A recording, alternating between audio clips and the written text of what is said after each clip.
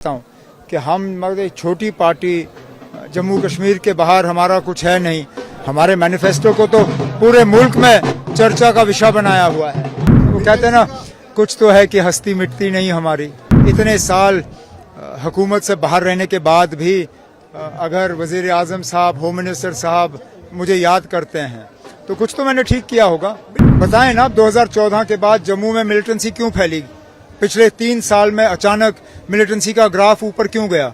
ये इनका फेलियर है और उनको इस फेलियर को तस्लीम करके लोगों से इसके लिए माफी मांगनी चाहिए। जो पहले 2 फेज इलेक्शन के रहे हैं, बीजेपी की परफॉर्मेंस कुछ खास रही नहीं।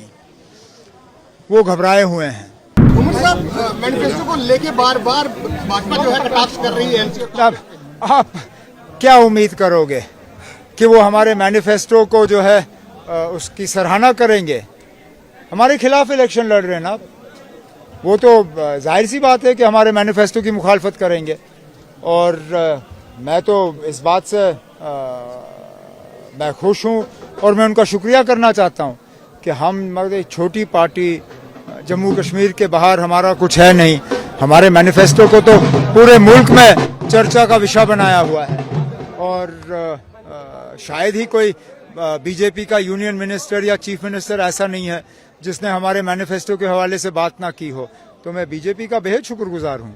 उमर साहब, काफी टारगेट किया जाता है आपको, काफी स्पीच में नाम लिया जाता है, चाहे वो होम मिनिस्टर हो चाहे प्रधानमंत्री हो। क्या कहना चाहेंगे कि वो कहते हैं ना, कुछ तो है कि हस्ती मिटती नहीं हमारी।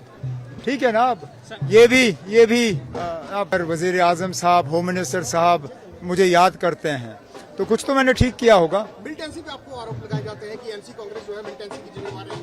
ना इसके बारे में पहले तो ना बीजेपी जो आज जम्मू में हाल है, जो आज जम्मू में मिलिटेंसी है, जो आज जगह जगह हमारे बहादुर फौजियों को निशाना बनाया जा रहा है, उसका जवाब देना। बताएं ना, 2014 के बाद जम्मू में मिलिटेंसी क्यों फैली? पिछले 3 साल में अचानक मिलिटेंसी का ग्राफ ऊपर क्यों गया?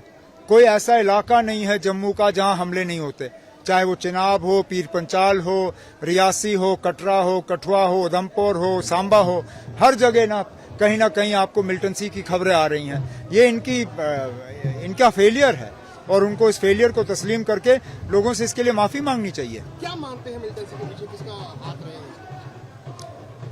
अब ये तो आपको बीजेपी से पूछना पड़ेगा, क्योंकि इसमें भी वो एक आवाज में बात नहीं करते।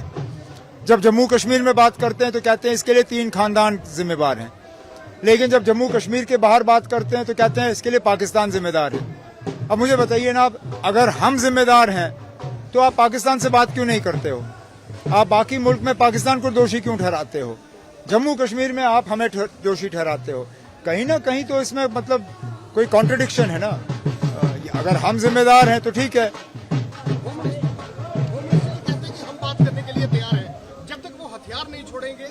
लेकिन अब आप जम्मू कश्मीर में तो उनको दोषी ठहराते ही नहीं हो ना। जम्मू कश्मीर में आके पाकिस्तान को क्लीन चिट दिया जाता है। जम्मू कश्मीर में आके होम मिनिस्टर साहब, प्राइम मिनिस्टर साहब पाकिस्तान को क्लीन चिट देते हैं। अगर यहां से अगर आपने पाकिस्तान को क्लीन चिट दिया है तो आप बातचीत क्यों नहीं कर रहे हो? या तो फिर हम जिम्मेदार हैं नहीं ना, या तो फिर पाकिस्तान जिम्मेदार है। फिर ठीक है, जो आपने करना आप करिए, लेकिन मुल्क के बाकी हिस्सों में आप एक बात करते हैं, जम्मू कश्मीर में आके आप दूसरी बात करते हैं।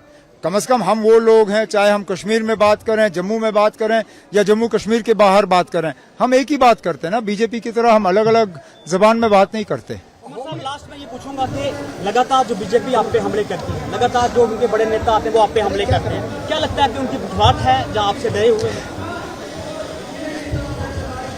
जो पहले 2 फेज इलेक्शन के रहे हैं, बीजेपी की परफॉर्मेंस कुछ खास रही नहीं। वो घबराए हुए हैं। हमारे इंटरनल रिपोर्ट्स के मुताबिक नौशहरा से भी उनका जो स्टेट प्रेसिडेंट है वो शायद अपनी सीट बचा नहीं पाएगा। ऐसे हालात में जाहिर सी बात है कि बीजेपी हमें जो है निशाना बना रही है। ठीक है, जितना वो हमें निशाना बनाना चाहे उनकी करें।